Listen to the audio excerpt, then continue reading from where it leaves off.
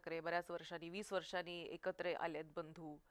मुळात या एकत्रीकरणाकडे आपण कसं बघता? आणि असं वाटत होतं की आता हे दोघे एकत्र आले त्यामुळे डबल पॉवर किंवा डबल धमाका होईल आणि प्रचाराचा एक सुसाट प्रचार सुरू होईल. हे तसं दिसत नाहीये. कोणी एकत्र यावं कोणी नाही यावं हा त्यांचा मूलभूत त्यांचा कुटुंबाचा विषय आहे. पण एकत्र कुठल्या निमित्ताने कुठल्या मुद्द्यावर येतं हे महत्त्वाचं आहे. एका बाजूला जेव्हा राज ठाकरे साहेब आपल्या महाकुंभमध्ये गेलेल्या लोकांची खिल्ली उडवतात, दुसऱ्या बाजूला हे आमचे उद्धव ठाकरे ह्यांचं तर राजकीय धर्मांतरच झालेलं आहे. ते आता हिंदू राहिलेलेच नाही आहे. त्यांना तर आम्ही जिहाद हृदय सम्राट बोलतो. ह्या दोघं जेव्हा एकत्र येतात तेव्हा हिंदू मतांमध्ये विभाजन कसं करणं हा त्यांचा एकमेव मुद्दा आहे. म्हणून तर बघा ना त्यांच्याकडे मुद्देच नाही आहेत.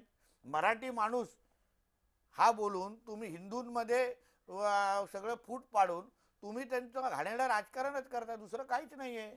म्हणूनच तुम्ही जिथे जिथे जाता त्याला प्रतिसाद कुठे भेटतोय, सभा कुठे होत आहेत, फिरतात कुठे एकत्र आहेत.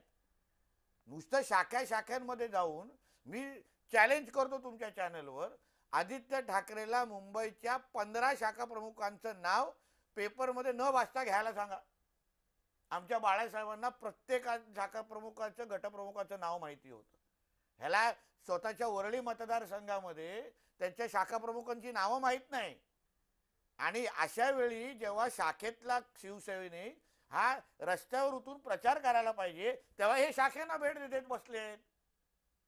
कधी आयुष्यभर शाखेमध्ये गेले नाहीत.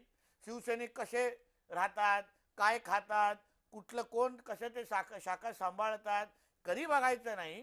पण जेव्हा स्वतःचा स्वार्थ असेल तर उद्धव ठाकरे ह्या शाखेमध्ये गेले, ही काय बातमी झाली?